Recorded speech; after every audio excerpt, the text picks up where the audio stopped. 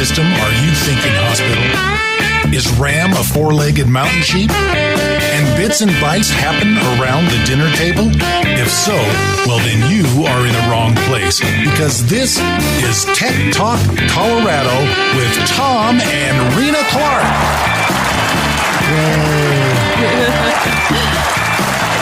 We're back.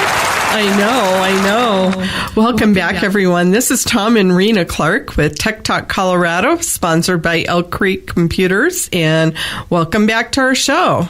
We have a number of different things that we want to share with everyone today, and hopefully we can get through the majority of it, because we always have more than we, have time to talk about. But as with any of our shows, you can always go back and re-listen to information that we have put out there for people. And the way to do that is to go to the ibnetwork.us, and you can listen to us 7 days a week at 11 a.m. and 5 p.m. But you can also go to SoundCloud, and you can connect by going through our website at techtalkcolorado.com, or you can go to our Facebook page. And if you are a Facebooker, like a lot of people are, please share our Facebook page and like it, and we'd like feedback from you. And you mean Facebook Addict, right? Yeah. And we have a little spot that we're going to talk about being addicted to technology, too. So that's something else we're going to talk about today. But what is it that, we get people asking us about 4G and 5G, and really, what is the difference between 4G and 5G when it comes to phones? Well, to me, I probably wouldn't notice any difference because of the way I use my phone, but I'm sure there's other people that do, because their phone is their life. And the reason I say that, it was kind of comical. Tom and I went out to the movie theater over the weekend, and here's this young lady out with a very nice looking man. They're going out to the movie theater, and she's got her phone in her hand, but she's got one of those devices that you just slip your fingers through, and it just kind of sits in your hand, so you don't have to worry about dropping it or anything. It's one of those big round discs that you slide between the phone and between your fingers. And I thought, she is giving more credence to her phone than she is to her date. Yeah. So you young ladies out there, you need to pay attention to that. Yeah. Guys like attention. And if you're sitting there on your phone all the time, it's not going to go over real well. No. But anyway. Well, I think girls like attention too. Well, yeah, they do. And they don't like, if somebody's sitting there on a date on their phone going like, I mean, she's not very important. Right. Well, and you're going to the movie theater. Why do you need to have your phone out all the way from the front door through concessions into sitting down in the theater? Put the darn thing away. Yeah, well. You're there to, for other reasons. So anyhow, so tell us what the difference is between the 4G and the 5G. Well, first of all these G's, what do they actually mean? So great. No, it actually means generation. So okay. They started out with the second generation phones, which was a standard that allowed cell phones from various manufacturers to send voice on the network with, digitally. And then they came out with the third generation, which it improved it, and it allowed it to have more functionality, to have call features that come through the phone. And then the fourth generation focused on voice over IP and various kinds of cloud, to allow it to have better access to cloud-based services and, have your little apps run and pull data off of the network, et cetera. So voice over IP, apps that need internet access, et cetera. Well, the fifth generation is kind of an extension of fourth generation in some ways. So if you can kind of look at it, more of the same, only much faster. Okay. And lower latency. So the 5G is basically the fifth generation, and they're actually got they're working on the standard, and from what I understand, the first version of the standard will actually be approved sometime in this June, and so manufacturers can then start designing and creating equipment. And of course, everyone is trying to kind of guess what the standard is going to be, and they get preliminary versions of it, and they make hardware based on the preliminary version. So it won't be too much longer, but after the standard is approved, that you'll actually start seeing phones that have these features in it. You saw that with 4G and 3G. There were, and you see this with Wi-Fi a lot. When 802.11n came out, the manufacturers had preliminary versions of it that were not necessarily 100% with the standard, but work well enough. And you're going to see the same thing. You're going to see 5G that are preliminary 5G standards that may not be 100% of the standard, but you'll see those kinds of things over time. Now I have a question, because I know that somebody's going to ask me this one. So you've got your 4G phones. Your cell towers that are out there are generated for 4G. Are they going to have to be updated to 5G? Now, this is really a technical question, because I haven't got a clue on that one. Well, yeah, of course. Of course, I don't have a clue. There'll be hardware changes. And we're going to talk a lot about 4G and 5G. So some of the outlining areas, then, it's going to take a lot longer for them to get up to speed with 5G then? Yes. Okay. Absolutely. That's all I wanted to know. It's going to take, well, so we're going to start seeing, like, say, 5G is probably going to start, we'll start seeing actual phones in 2019. We are seeing, I'm going to say we're going to see improves of the cell towers. We'll see it. First it'll be implemented in big cities first, right? And depending on which carrier, depends on which city. So we'll talk a little bit about that later. So let's talk about what is 5G and what distinguishes it from 4G. One. Yeah. So, this is kind of like, what will 5G be capable of? So how about the bandwidths that are 100 to 1,000 times faster than 4G? Assuming that it depends on how it's implemented. See, but that is the, you could offer speeds 1,000 times of that of 4G. So basically you could possibly get 10 gigabits per second or more to one device, or you could get 1 to several hundred megabits per second at the edge of the cell towers. So to kind of put that into perspective, we're getting 5 to 12 megabits right now with 4G. So that is a whole lot more.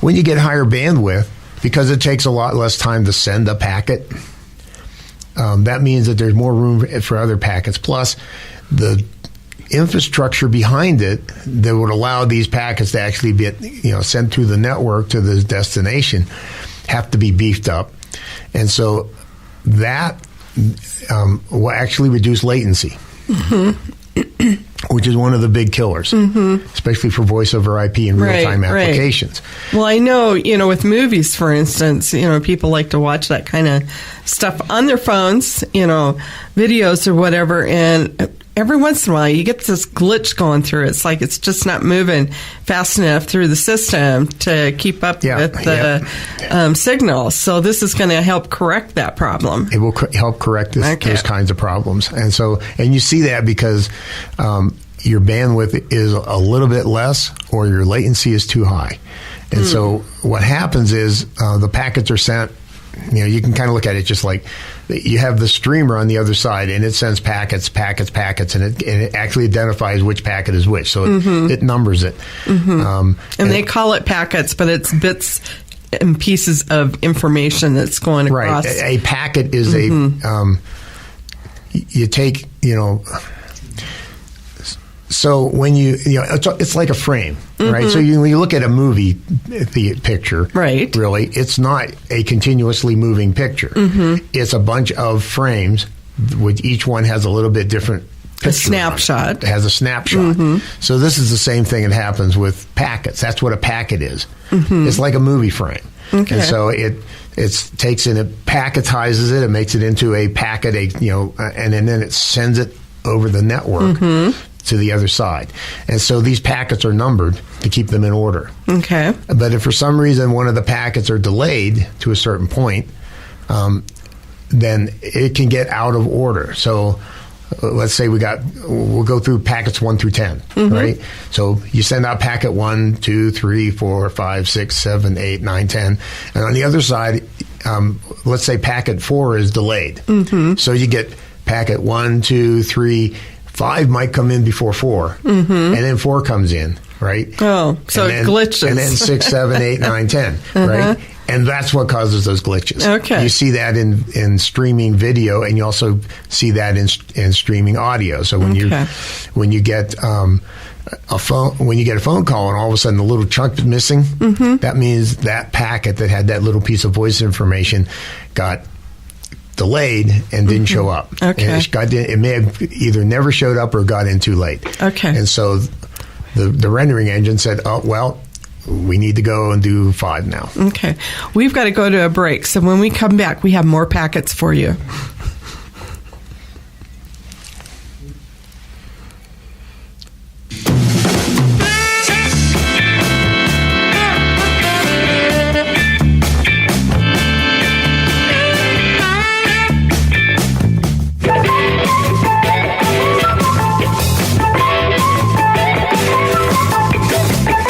Rena, how is a car like a computer? I don't know. How?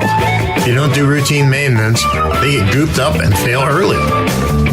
By performing routine maintenance, your system performance will be improved, keep it secure, and find issues while they were small. Well, Elk Creek Computers will perform routine maintenance on your computers for $99 per system. Call us at 719-576-4122 to schedule an appointment today.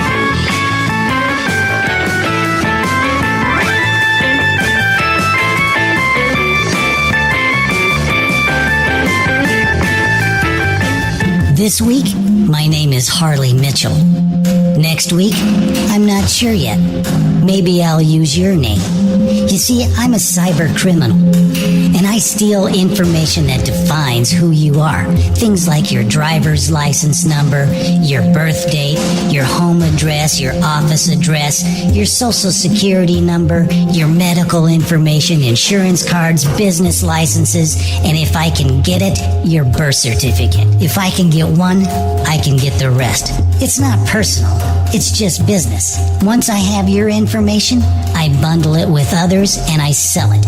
Not just once, but over and over and over and over and over. Due to recent massive data breaches, your personal information is now available for cyber criminals like Harley to buy and sell to their underworld counterparts for profit. Bad people with bad intentions hiding behind your identity. Don't be fooled and lock down your financial life. Use the professionals that Fortune 500 companies use, ID Shield and Legal Shield. It costs less and reaches further. Don't lock down your life. Call Andrea Wacker and get the right protection for the right problem. Andrea Wacker is your Lady of Justice. Call now at 719-243-3174. That's 719-243-3174.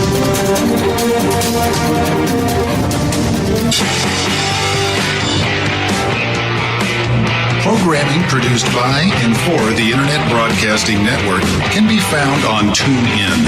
Be sure to take us with you by using the TuneIn app on all your mobile devices.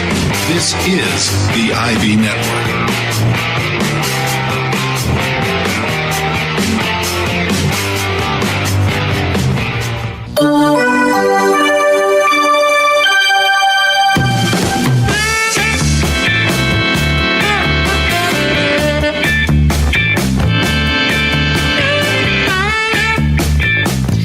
Welcome back, everyone. This is Tom and Rena Clark with Tech Talk Colorado, sponsored by Elk Creek Computers. And we've been talking about 4G and 5G.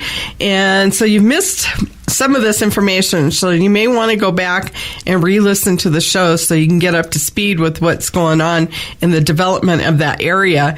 And the way to do that is to go to the ibnetwork.us and listen at 11 a.m. or 5 p.m., or you can go to our website. Well, you can, and if you want to listen to it twice. Or twice, or 3 times. So, and you can use your Amazon device. Mm-hmm. Anything that actually will listen to TuneIn, you can listen to it live streaming at 11 a.m. and 5 p.m. on any device. So your Amazon Alexa, your Google Home, your Microsoft Cortana device, any of those will allow you to listen to us live. Right. And you can go to our website at techtalkcolorado.com or our Facebook page. And we'd like it if you would like our Facebook page and share it with those that are your friends and those that are your business associates too. Yeah, or even your enemies. You can share it with your enemies too if you like. Okay, just don't give it out to the hackers. Okay, so Tom, tell us more about what's going on with the 4 versus the 5G. Okay, so we were talking about the difference. Mm-hmm.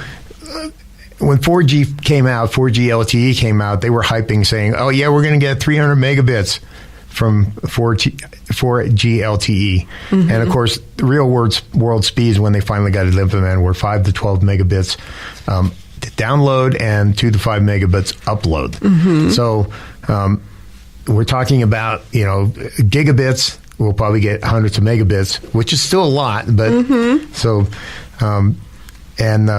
now I have a question for you. What is the average gigabit that is required to run a video? You can depends on the density of the video. Uh-huh. So if you are doing standard 1080p videos, if I understand it correctly, it requires about 20 megabits.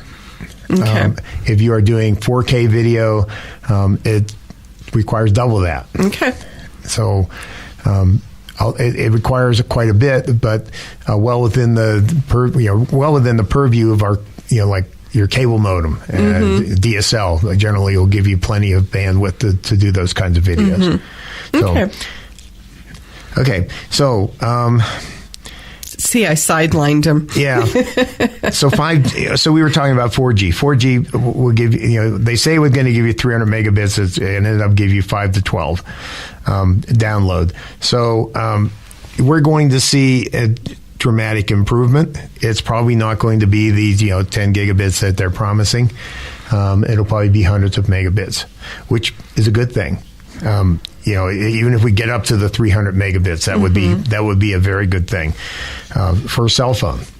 And the nice thing is by doing that, we are probably going to be enabling things like laptops that have 5G in it will actually be useful. Mm-hmm. Or tablets. Right. And we will see more and more of those that have 5G in them, and you just work off. There may be a possibility. I don't know that. Are this you is speculating? I'm going to speculate. Okay. Just a little bit. So there may be a possibility that when 5G becomes fully implemented in cities, you may be able to just say, okay, I'm just going to buy 5G for all my devices. I'll put a little device on my computer. Mm-hmm. Maybe you'll have a 5G router that sits in it instead of a cable modem or a DSL.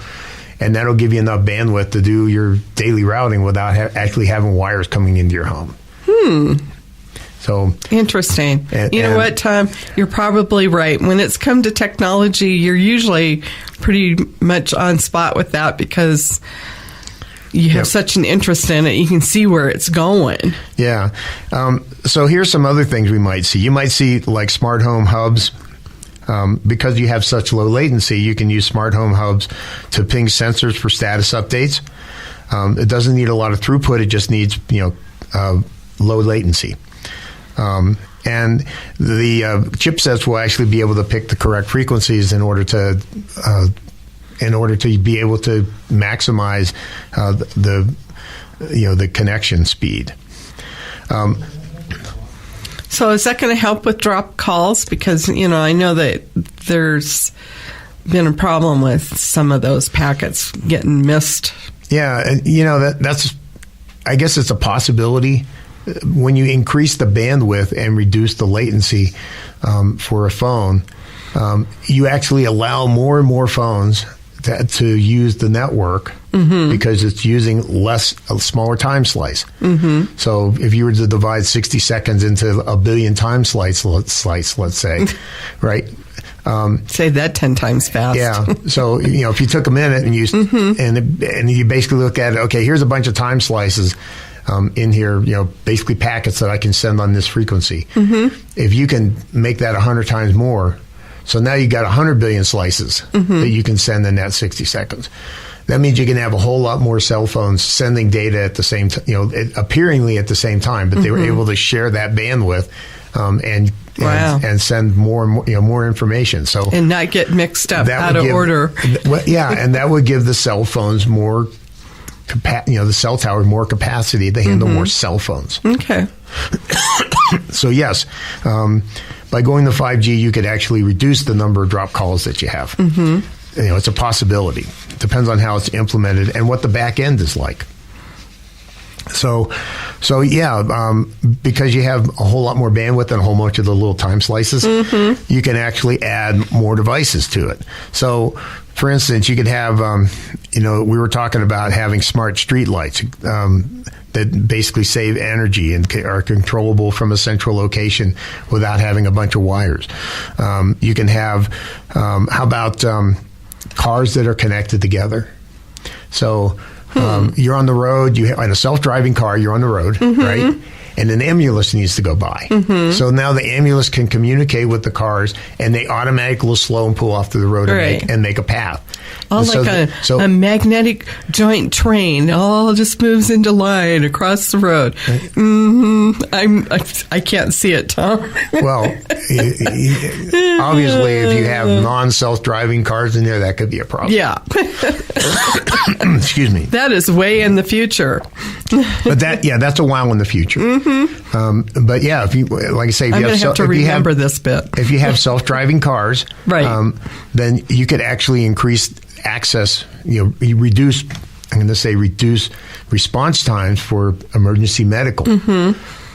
Because you could basically tell the cars to stop, and they would stop, and the ambulance could go straight through. You don't have to wonder, did the guy see me? Right? Is he going to stop? When they come up to an intersection, they should be able to go right through. And this could be one way of controlling everybody's foot on their accelerator too, right? Yep.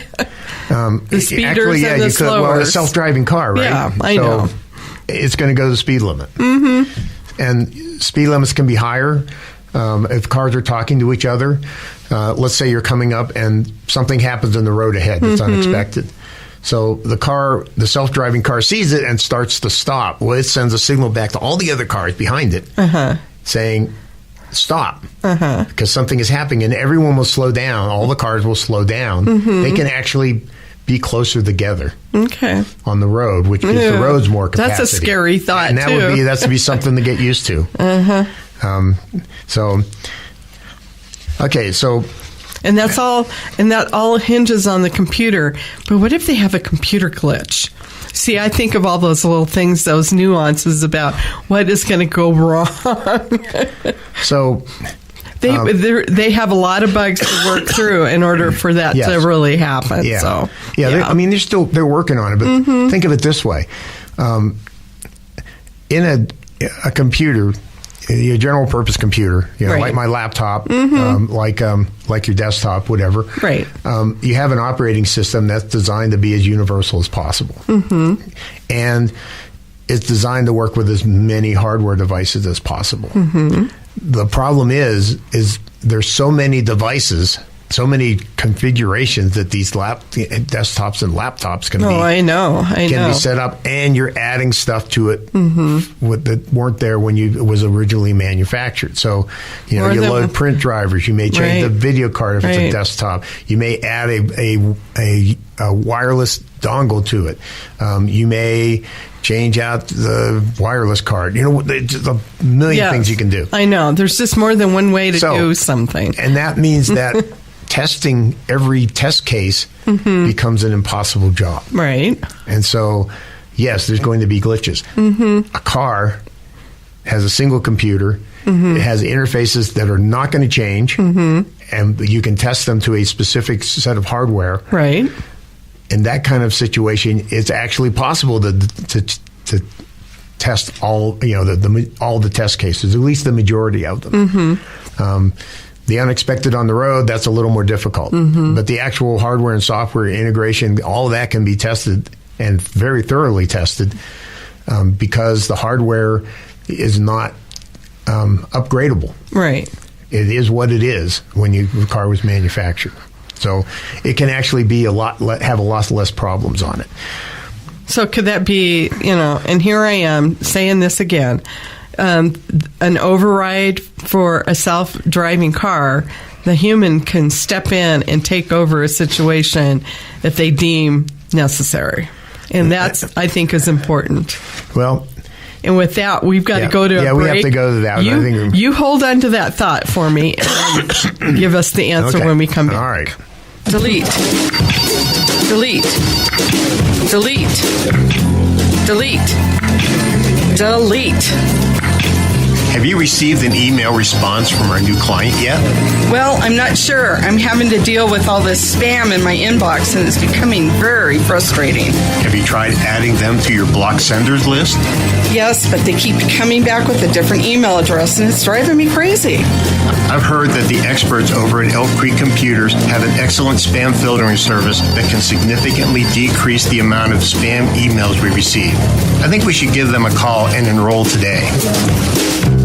If you're dealing with spam overload, it might be time to call Elk Creek Computers for their very affordable spam filtering solution. Knowledgeable, trustworthy, and ready to serve, Elk Creek Computers. 719-576-4122. That's 576-4122. It gives clarity to problem solving.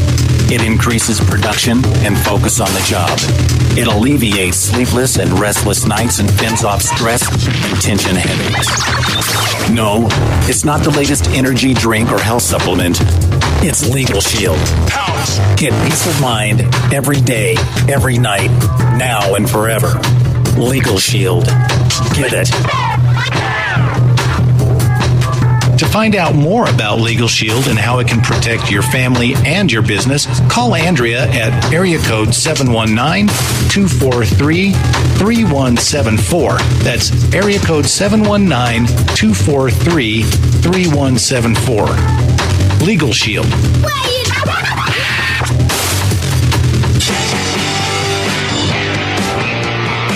Click the Tune In Follow tab and have instant access to your favorite IB programming.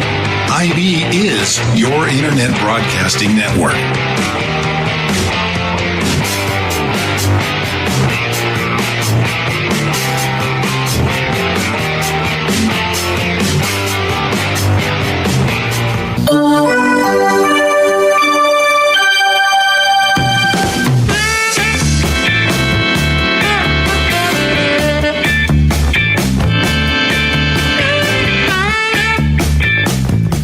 Welcome back to Tech Talk Colorado with Tom and Rena Clark, sponsored by Elk Creek Computers.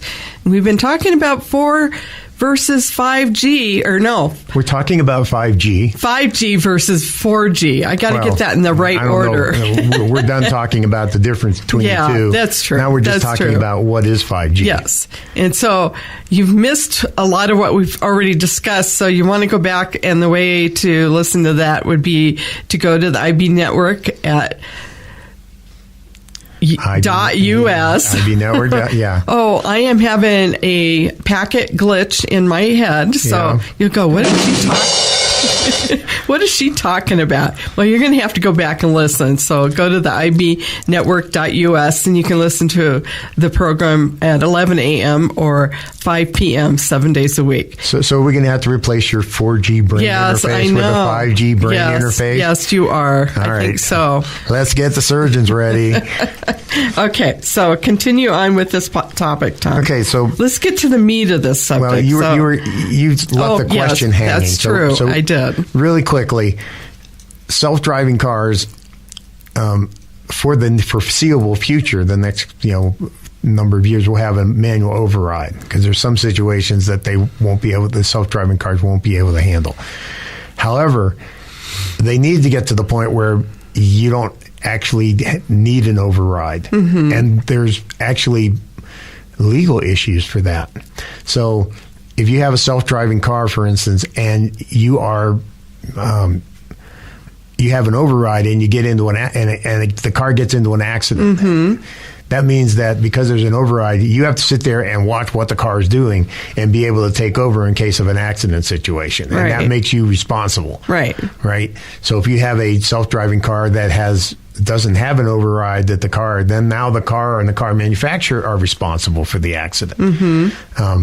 And so I think legally we're going to end up having to move that way. Otherwise, you might as well just have a manual car with automatic overrides if you do something stupid. Okay, so 5G, how does it work? Well, it works by changing the way it modulates the data. It modulates it. It converts the data into a radio signal. But it also is going to work by using different frequencies. So the current cell phones run I'm going to call it fairly low frequencies for today, from about 300 megahertz up to about 2.1 gigahertz. Right? Your Wi-Fi starts at 2.4 and goes to 5 gigahertz. And what they're actually looking at is going up to 24 gigahertz. And you're going like, okay, whoa. Why does that make a difference? Well, it makes a difference because the higher the bandwidth, the higher the frequency, the more data you can encode in that radio signal, right? And the smaller it is, so that's how you get more bandwidth, is you get higher frequencies. I mean, this is kind of amazing stuff. I kind of grew up and started in the vacuum tube age when, getting up to the 100 megahertz that we used for FM was kind of an amazing thing. Getting up to the, like 2 gigahertz that they use in radar required very, very specialized, expensive equipment. Now we got that much higher frequencies inside of your central processor unit of your computer. Oh, wow. So, a lot of this large-scale integration and small die size, small, I'm going to say small fabrication sizes that they use for these integrated circuits make all this possible. One of the problems with those really, really high frequencies is the higher the frequency, the less that they can penetrate objects. And you can see that light is much higher frequency than any of these, and water vapor in the air will stop it completely. You look at clouds, right? Glass will stop certain frequencies. And cinder block. Like ultraviolet. Bricks, obviously bricks will stop all all light frequencies. They found that you can get up to 24 gigahertz and you can actually send data, the necessary distances with it. And so the FCC is actually going to be freeing up those bandwidth and allow licensing of those bandwidth in the 24 gigahertz range. And that's going to give you the kind of bandwidth required to actually do it. But they will also work down in the 700 megahertz, the 850 megahertz, 1.9 gigahertz, and 2.1 gigahertz bands that they currently work in. But they'll just change the way the things are modulated. So that is how it's going to do it. It's going to be using higher bandwidth, higher frequencies, et cetera. And so, so what should we what should we be expecting in the future? We should be expecting to see test cities come online in 2019.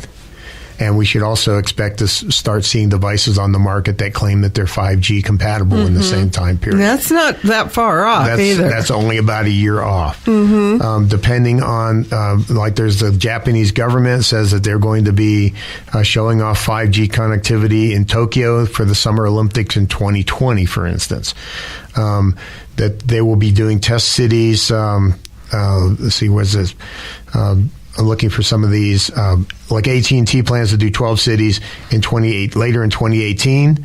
And those trials will be conducted with a puck-like hotspot, not a phone. Okay. So you're going to start seeing, but you're going to start seeing trials in 12 cities late in 2018.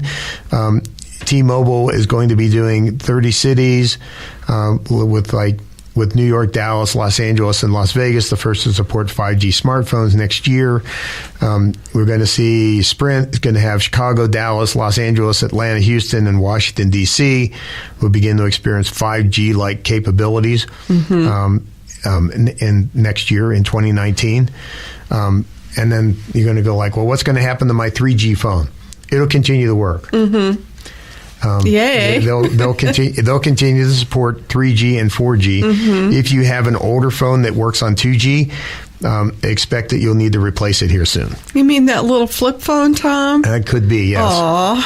Yep, or the little brick phone that I used to have. In fact, I think I just tossed one away finally. Oh boy, you did! Wow. So, and then as a stopgap, they also are working on the 4G LTE specs, and you can expect to see phones that'll be kind of like stopgap, that'll give you more bandwidth on the 4G network here next year.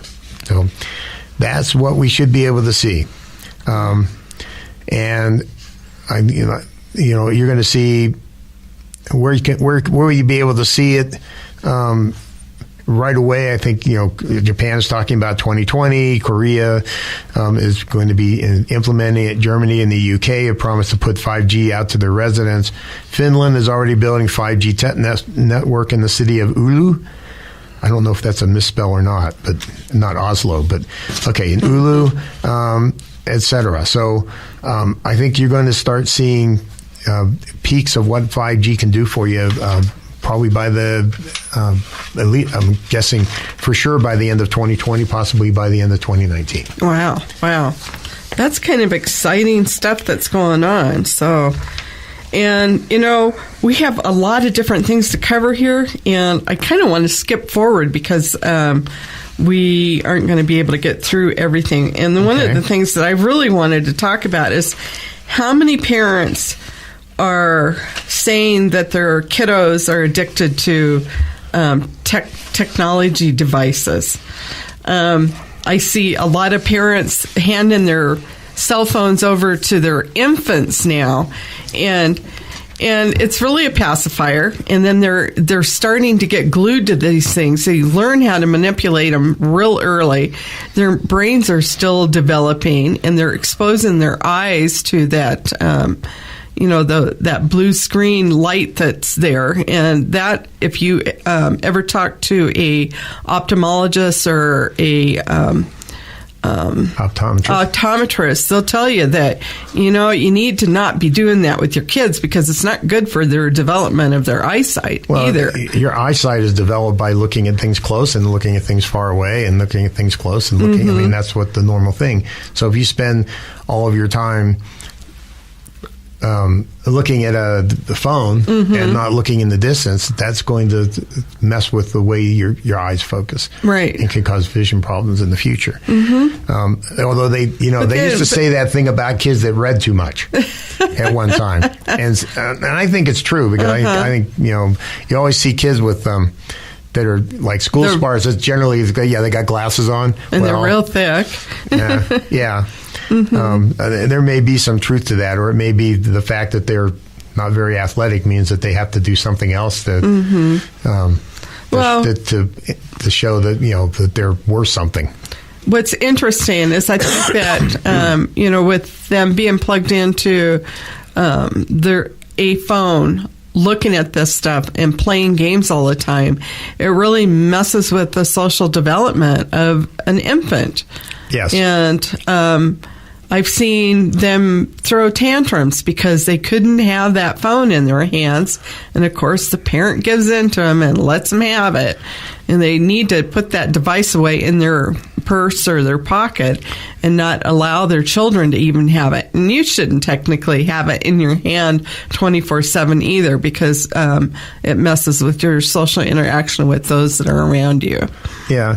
And we had we actually talked about this about a month ago now, where we talked about how Facebook and Twitter and Snapchat and all these things are using repetitive reminders and not non-patternistic reminders. So they pop up out of nowhere, and it's not consistent, and we're trying to figure out the pattern, and that feeds into our heads. That, now we're paying attention to it because we're trying to figure out the pattern, and that actually sets up an addictive behavior. And so those companies are deliberately doing this, trying to get us addicted to that feedback that comes from the various online sites. Right. And so, and when you have kids their brains are not fully developed yet, it makes it a whole lot easier to get them addicted to it. Oh, yeah. And we are a very addicting type society, too, with a lot of different things. And just having that phone there just compounds addiction to begin with. With this, we've got to go to a break. When we come back, we're going to talk some more about this addictive technology that we are feeding our kids. Yes. You're listening to Tech Talk Colorado on the IB Network, sponsored by Elk Creek Computers. So don't go away. We'll be right back.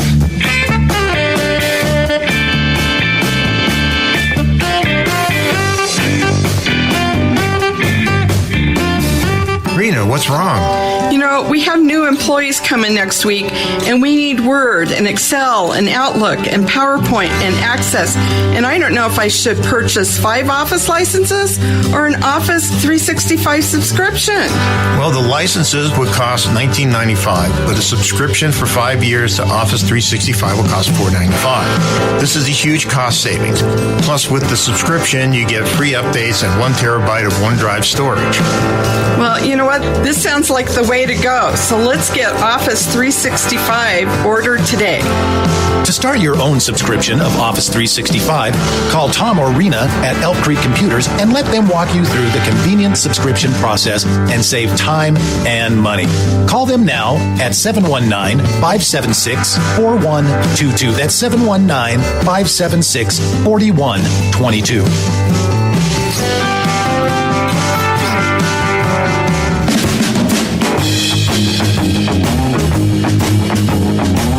Hello, I'm Chuck Bader. And this is Jerry Evans. And you're invited to join us on Profiles of Success, where we feature stories of successful businesses and successful individuals. You can find us on TuneIn Radio, SoundCloud, or Stitcher by searching Success Radio USA. Or go to our website at successradio.us. Our current program is available every day, 2 p.m. Mountain Time, Monday through Friday. We air new programs on every Monday. These are programs which are designed to guide you along your path of success, to provide you with the information, the inspiration, and the motivation to achieve your goals. Right here on Profiles of Success on Success Radio USA.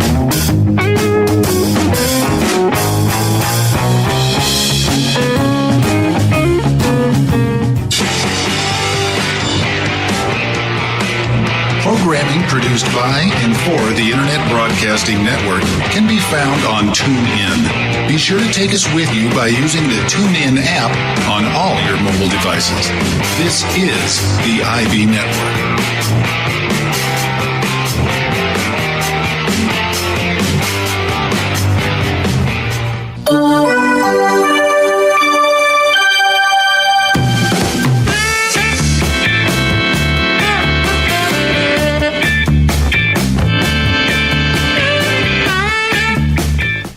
Welcome back to Tech Talk Colorado with Tom and Rena Clark, sponsored by Elk Creek Computers. And if you've missed this part of the show, or the 3/4 of it, we're just about to the very end, you're going to want to go back and listen. And we've been talking about 4G versus what's coming up with 5G and all the what it's going to do for us as a society, and also talking about parental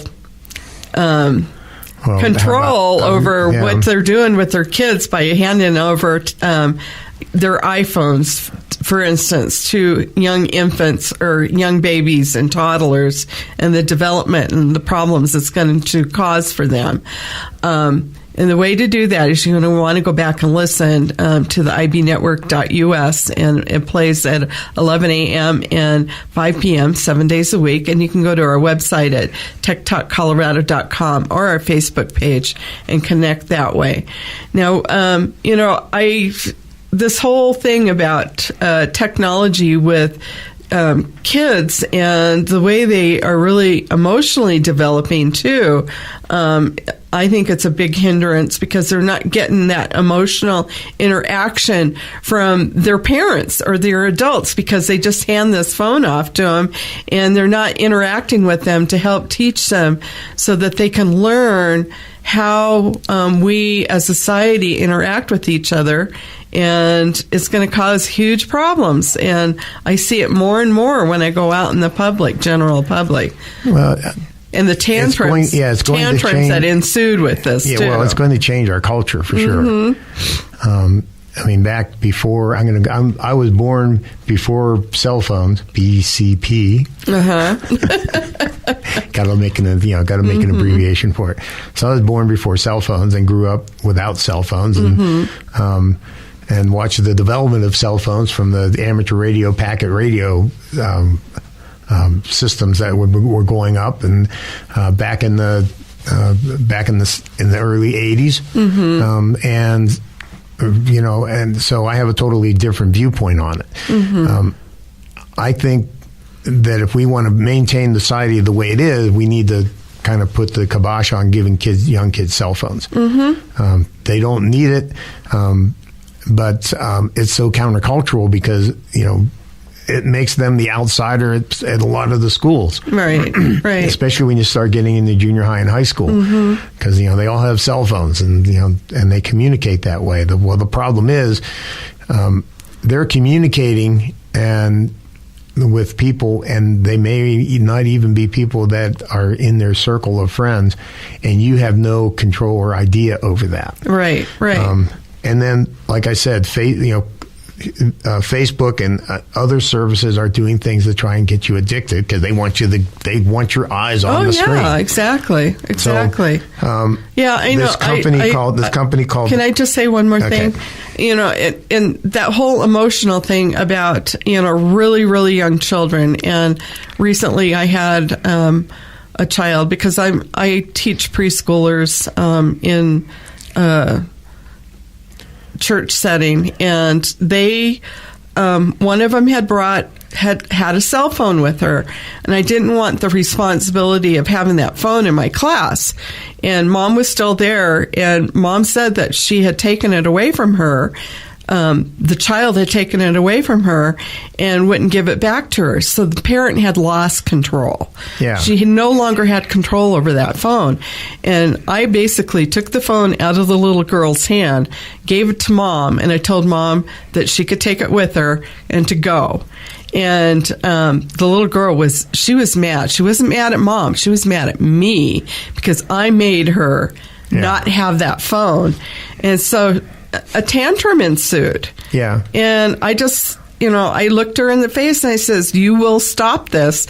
I picked up her name tag because she was so mad she ripped it off of herself, threw it down on the floor, and I picked up the name tag and just went over and put it on the counter. And she was screaming at the top of her lungs because she was mad because I wouldn't let her have that phone. Yeah. Well, she stopped after a bit of time because it's hard work doing that, and she wasn't getting the result that she thought she would by doing that tantrum. Yeah.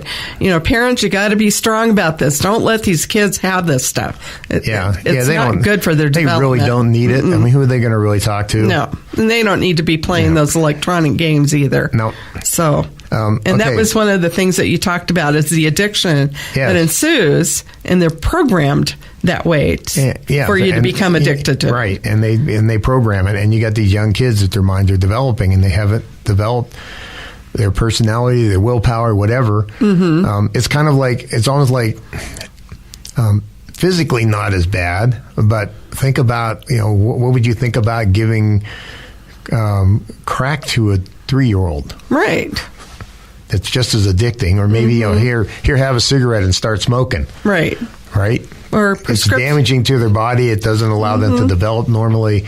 Makes them antisocial. I mean, it's just so many things. You can go on and on with that. Prescription drugs or just ice cream. They give them ice cream every hour. They're going to eat. They want that ice cream. Yep. It becomes addictive. Yeah. So this company, this nonprofit called Common Sense and SurveyMonkey, they did this survey. 4,201 adults, including 1,024 parents.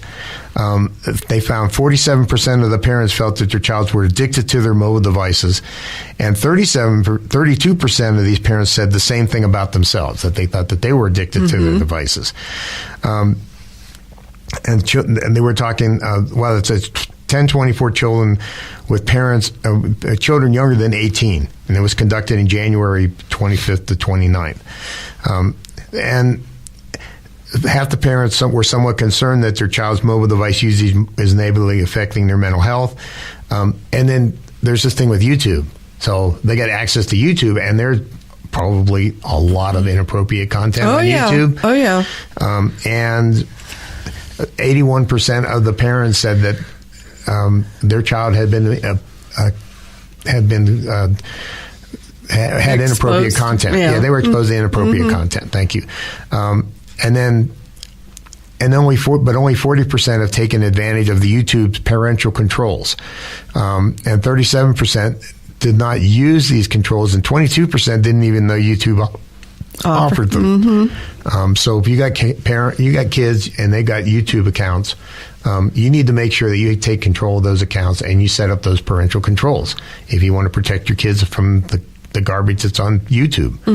A lot of good stuff, a lot of garbage. Right. And you don't want them to get addicted to unnecessarily violence and porn and some of this other stuff that they show up there. Right. And then,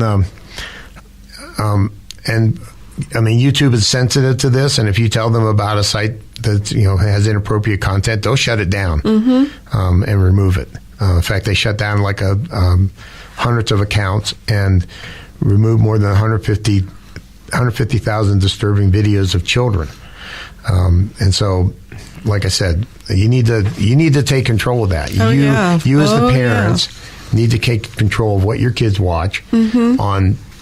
And you need to take control of their cell phone usage. Yes. fact, I put a little comment on Facebook. I said, is maybe countercultural, but I don't think if a kid under 16 should own a cell phone. My rule with my kids with the computers was, when you're old enough to buy your own computer, you can have your own computer. Otherwise, you use the house computer that's out in the open, and we can watch what you're doing. Right. I think if you're responsible enough to earn, back then, earn $1,200 to buy a computer and the monitor and all that fun stuff, that maybe you're responsible enough to be able to deal with having your own computer and using it privately. And, and there are inappropriate little kids songs, for, babies and toddlers, because I actually viewed one because it was going around, and I don't think people realized how bad it was until somebody, had really caught on to what was going on. And it was really indoctrinating these little guys with stuff that was just really inappropriate. And and another one is Netflix. I guess apparently you can have a PIN protection set specifically for different movies or shows that are playing that you don't want your kids to have access to, and you can set that up that way. Yep. Because Netflix runs through your smart TV, through your computer, whatever, maybe the kid's computer, if you allow them to have a computer in their room. Right. And they can log in and pretty much watch anything. However, you as parents can go in there and you can set up a 4-digit PIN to restrict children from watching TVs. And this is a new feature that Netflix has added.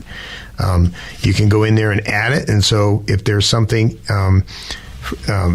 So, like I say, for some reason you have something against Clifford the Big Red Dog or some other show or movie, you can make sure your kids won't be able to watch it. Right. Somehow I don't think Clifford the Big Red Dog is what you're trying to block. But, no. It's probably more like some of these, even these superhero movies are kind of violent. Oh, yeah, they are. And maybe your kids shouldn't be watching those. And so you can go in and you can control what your kids are watching using pins, and you can make yourself think about, okay, my kids shouldn't be watching this. Maybe should I be watching this? Well, exactly. And I've seen some movies lately that, like, you know what? I don't want to spend any more time with it. It's all violence, and it's in your face, and it's ugly, and what's the point? Yeah. And I just don't enjoy watching those kind of movies anymore. So next. In fact, I can even put myself to sleep watching those. In fact, you've done that before. Yes, I have. We went and visited my son when he was graduating, and Brian, he wanted to go see a movie, and so we all went to see the movie, and Rena slept through half of it. And it was an action adventure movie. So it's like pretty loud and noisy. Oh, it's like I loved it. And she annoyed the neighbors too. So they were kind of looking at. Okay, so Microsoft. So let's talk a little bit about technology instead of politics. All right. So Microsoft is resuming issuing Windows patches to fix Meltdown and Spectre. Remember our two friends? Right. That pretty much affect every processor in the world. So Microsoft has been slowly. They have released. Intel has released patches for the Skylake, with the 6th generation Intel processors. Microsoft has been integrating and releasing those into the Microsoft Windows, specifically Windows 10 version 1709, which is the creator's update. So if you have an older version, you won't get the Spectre and Meltdown patch, so you probably want to update. And if you have any problems with that, you could talk to Elk Creek Computers, and we could help you with that one. So that one is, like I say, that one is coming up. There's also patches for Linux and Mac, and the Mac OS, iOS, etc. So Apple has been on there, and then if you have a Google Chrome device, and you make sure that that's updated, because that will also have the patches for Spectre. Okay. Well, so we got a minute left. This is just something to be aware of. Technology moves on, and somebody actually came up with a new way of doing distributed denial of service attacks. So if you have devices, IoT devices on your network, and you haven't patched them, or they're really old, it's probably time to replace them, because that's what they use to do these distributed DDoS attacks that can affect services. So protect yourself. It'll protect you, but particularly you want to protect the rest of the internet. It's your patriotic duty to make sure that you keep your IoT devices patched with the latest version. Okay. And with that, this is the end of our show. Please join us next week. I hope that you found this information entertaining, but also very informative as to what's going on out there. You have been listening to Tech Talk Colorado with Tom and Rena Clark. Be sure to listen in every Thursday at 11 a.m. and again at 5 p.m. right here on the IB Network at ibnetwork.us.